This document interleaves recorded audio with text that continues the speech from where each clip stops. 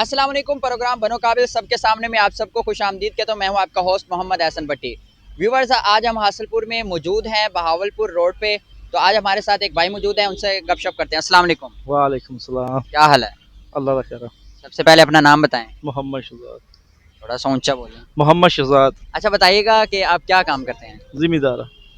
अच्छा, जिम्मेदार है माशाल्लाह। कैसा कारोबार चल रहा है? माशाल्लाह अल्हम्दुलिल्लाह ठीक ठाक। चलें, अल्लाह पाक बरकतें डाले। मेरा आपसे एक क्वेश्चन है, 88, 89, 79 इनमें बड़ा कौन सा है? 89। क्या? 79। 79? नहीं 79। 79? 89। वो 79, 88, 89 में बड़ा कौन सा? 89। 89 पक्का? सोच लें।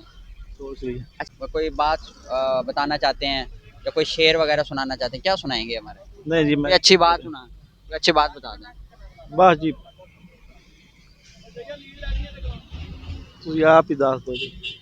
जी मैं खुद बता दूंगा। हमारे